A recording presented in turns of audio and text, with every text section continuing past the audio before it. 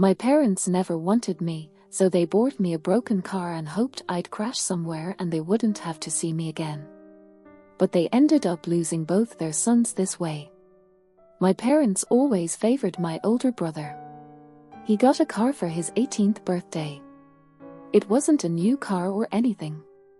It was a 20-year-old Lexus that was in pretty good shape. He made sure to rub it in my face for the rest of his senior year of high school. I got just as good grades as he did, sometimes even better. I worked my hardest in the hope of fairness. I even did some. I've been volunteering and cleaning up garbage in my local area. But then my 18th birthday came and went a few weeks ago. My brother's 18th. My mum baked a cake for his 18th. It was a delicious layered chocolate pudding cake.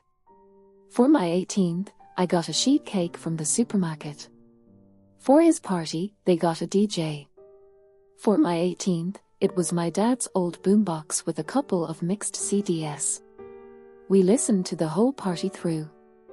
I figured my parents might have. I was waiting for a surprise gift, but that didn't happen. I asked them as things were wrapping up why there was no car when my brother got one. They said they felt like he worked harder for it. I asked what he did that I didn't do because I did all of that more. My grandma was nearby and heard.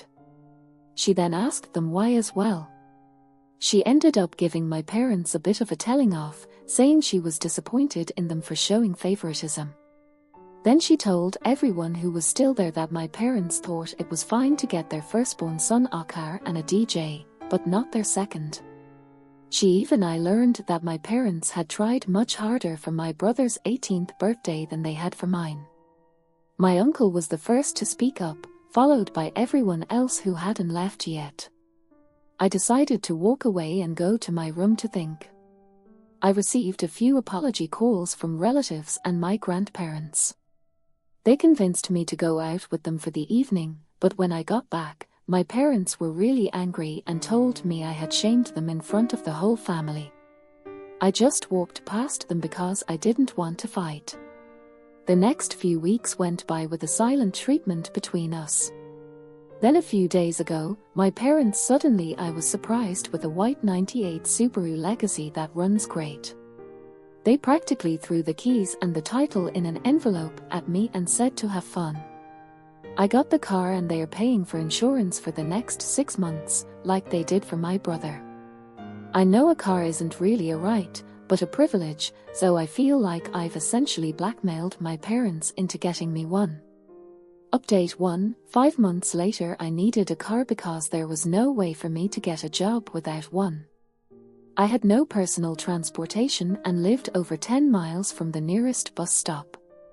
Some people kept telling me to give the car back because they think I was either too spoiled and should accept that life is unfair or that I shouldn't. I also got a lot of comments saying I should take handouts or that I shouldn't accept gifts from my parents. I'd like to kindly ask you to stop. When I logged back on, my inbox was so full that it took some time to go through it all. In any case, I did get a part-time job that later went full-time for the summer after I graduated. After working part-time for 3 weeks, the Subaru blew the head gasket while I was driving on the highway at about 45 miles per hour. The temperature gauge redlined, so I had to pull over and call for help. My grandparents took a look at the car and found that someone had run a lot of gasket sealer in it and it was still in the coolant. The car was basically a patchwork job before my parents bought it and was then barely hanging on by a thread. It drove great and I was never pushing the car hard as I'm kind of a slow driver. My parents said they had no prior knowledge of the problem, but their only real reaction was to shrug and say it was karma. My grandparents were right there to witness it, and they tore into my parents like never before. My grandma told me to go wait in my room and let them sort it out. It was 2 hours before I was called back into the living room. My parents were. They were sitting on the couch, looking like they'd been hit by a truck. My uncle and 2 other relatives were there now, with my grandparents. When they bought the car, they just looked for the cheapest thing they could find, close to where it still ran, and bought it, no questions asked. They didn't even bother to inspect the car, let alone read the ad properly. My uncle, who knows a thing or two about cars, told me that the engine would basically need to be rebuilt because the head gasket warped the block and it would cost more than the car is worth to fix it. I had to call into work and tell I couldn't make it in because my car was broken. They understood and basically put me on a sort of unpaid leave for the moment. I want to point out that I had no involvement in what happened next.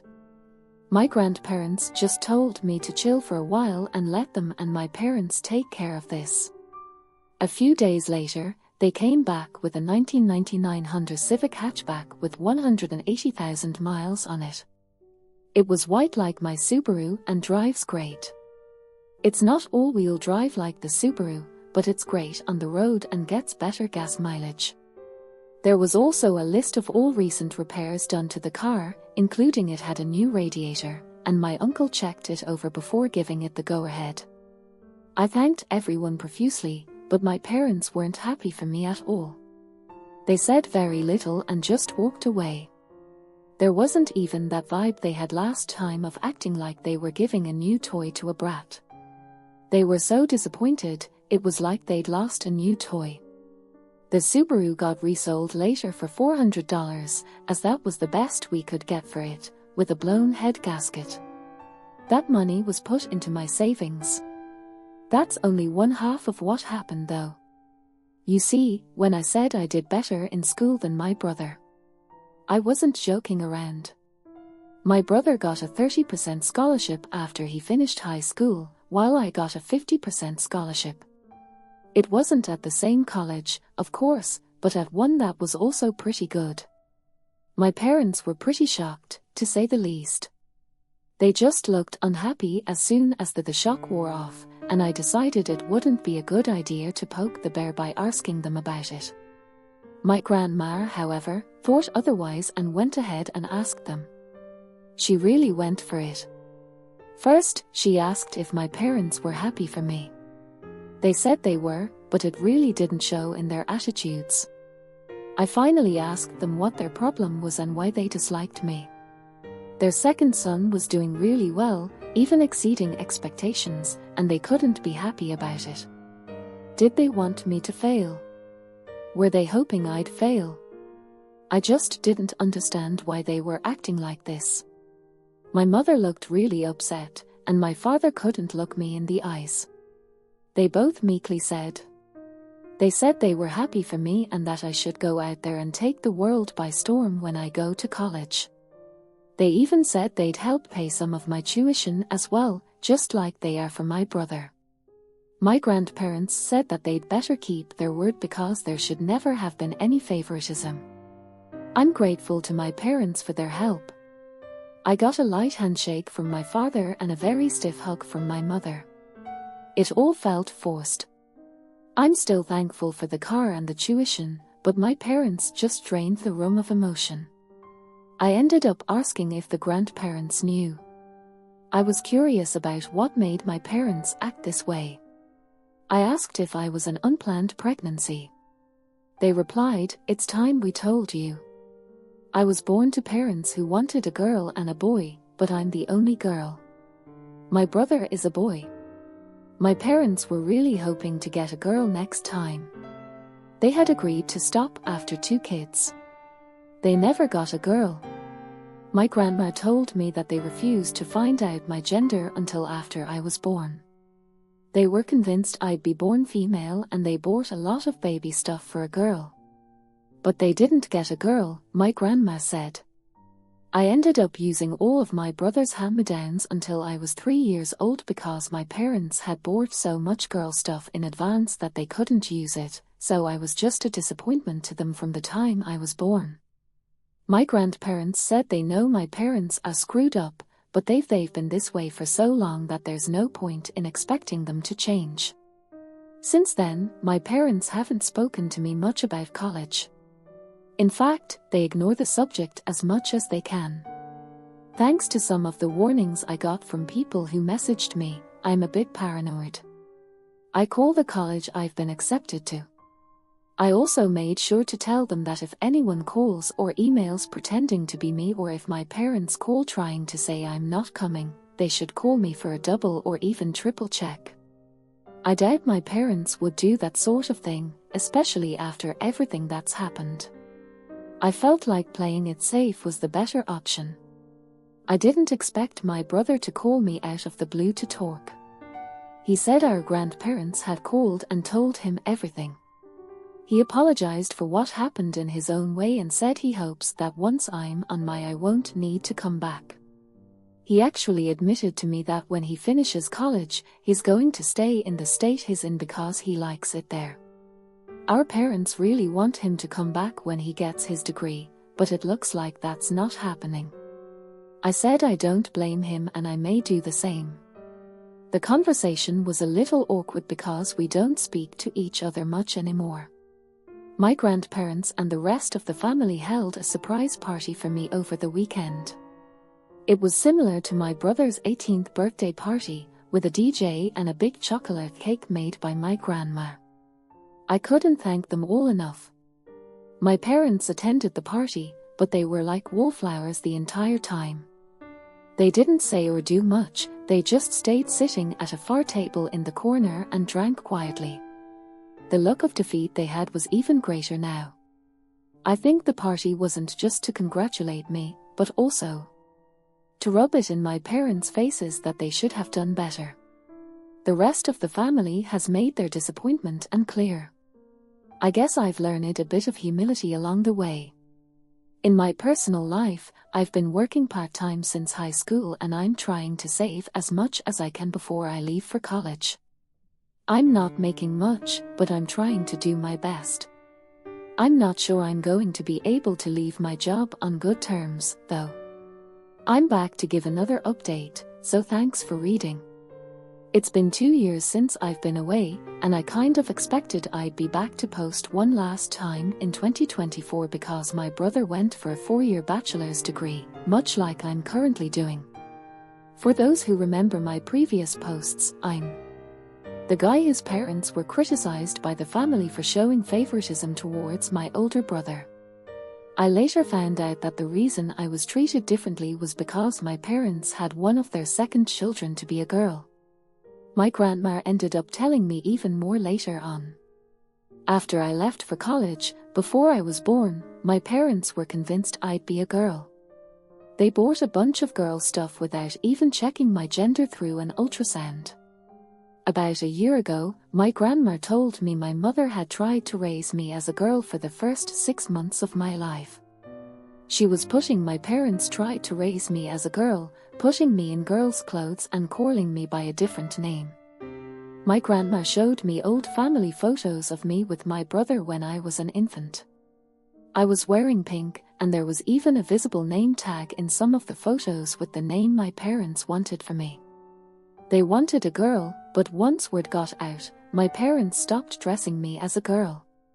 My grandparents told my mother that trying to raise me as something I wasn't without giving me a choice was wrong. Though my family is rather old school, my grandparents are surprisingly open-minded people and they put a stop to it. My parents stopped the girl treatment, but instead of getting new clothes, my parents gave me my brother's hand-me-downs for years. My grandparents noticed this and did something about it.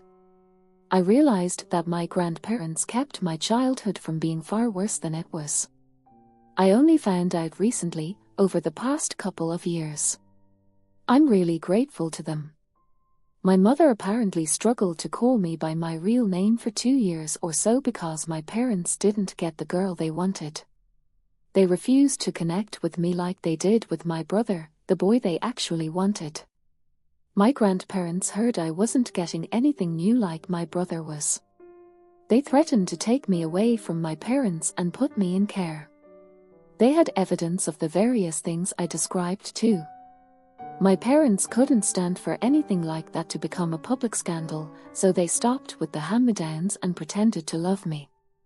As I got older, it turned into indifference, and maybe even hate. I'm not sure hate means you still care in some way, but indifference is the actual opposite of love. I just know my parents couldn't accept that their favorite son wasn't the best at everything. Since I moved out, they barely interacted with the family. They threw themselves into work, partly because the rest of the family forced them to contribute to my college, like they did for my brother, but also because to them, working was the only thing that gave them a reason to tell everyone to leave them alone. Grandma thinks they've even slept in their cars a few times to avoid coming home. I only saw my parents at Christmas at my uncle's house for the past couple of years, and they barely even spoke to me. Now that I'm living my best life away from them, I guess you could say they'd stopped trying to act like they don't want me anymore. After the family embarrassment, they feel they've suffered enough, even though they know they brought it on themselves. They've become workaholics who do little else. My grandmother told me that my bedroom is basically exactly how I left it on the day I moved out. My parents haven't even gone in. My room was kept clean and ready for the day my brother came back from college, but that didn't happen. My parents flew out to see him for his graduation and had a big celebration with him. I wasn't invited, not that I could afford it, but my grandparents went along. My parents were still convinced my brother would be coming back home. That's when he told them he'd already secured a job through an internship he'd done the past year and had found an apartment of his own too. My father became furious and my mother lost her mind, crying and begging him to. He said he couldn't come home. Over the past 2 years, my brother and I have reconnected a bit. He found my Reddit account and called me. He wasn't angry, just wanted to talk. He told me that our parents had put him through a lot. Our mother had been very overbearing, especially when I wasn't around. Our father was quite strict with his expectations. The fact that I did better than my brother when our parents had invested everything into him just broke them. They're even more broken because my brother refused to come home with them. The way our parents treated my brother is also the reason we stopped connecting him to us siblings. Until recently, he did bully me at times when we were growing up. I think it was because he was the favorite and it went to his head. It was favoritism with strings attached. When he realized that, he got counseling after moving out. My brother also has a girlfriend he met while in college. He kept her a secret because he knew our parents wouldn't approve. When they eventually found out, they didn't approve. My mother even referred to his girlfriend, whom she hadn't even met, as a SLT. My brother got really angry about that. His girlfriend is in nursing school, a year from graduation herself. He says she's the best. I've never met her, but has described her as wonderful. My grandma told me that my mother hired a private investigator to find out who my brother's girlfriend was. She was annoyed to learn that the girlfriend was squeaky clean and from a good family. My mother also thought that the girlfriend was the reason my brother wasn't coming back, even though he'd already made up his mind before they met. My father didn't say anything about it, but my mother let it slip to my brother that she'd hire a detective. He gave our parents a piece of his mind. This led to a whole argument about how they gave him everything and how he was ungrateful for not coming back. He called them out, saying that being the favorite child is abused because they nearly made him like them. Hearing that broke my parents. My brother told my grandparents also held another family intervention, which I was involved in via a video call. My parents tried to ignore me, but even my brother told them to talk to me. We all told them that enough was enough and that they needed to start treating us fairly. They had let something as idiotic as not. The fact that I was born a girl has ruined their love for me from day one. Does she really want anything from us? Things ended very badly in that intervention. My mother cried and said she was sorry to me, but I still didn't feel like she was truly remorseful. She didn't spend much time apologizing to me at all before moving on to my brother, who was video calling from another room. She kept apologizing to him until he told her to go back and apologize to me properly. That's when my father grabbed the phone and shut it off. Then he just sat down and told everyone to leave. The last thing my grandparents said to my parents was that they were so disappointed in them. Both sons would show them they should never have favored one over the other. My parents are not on speaking terms with the rest of the family. My grandma heard a rumor they might be planning to move, but they have a paid-off country house and great careers. I feel like they'd be foolish to move, but since my brother isn't going back, I'm not sure I'd be welcome either. It's not really an issue. I doubt they'd be happy to see me after everything that's happened. I'm still grateful to them for helping to pay for my college. My student loans were significantly reduced thanks to them. As parents, though, I think we can all agree they just didn't do a good job.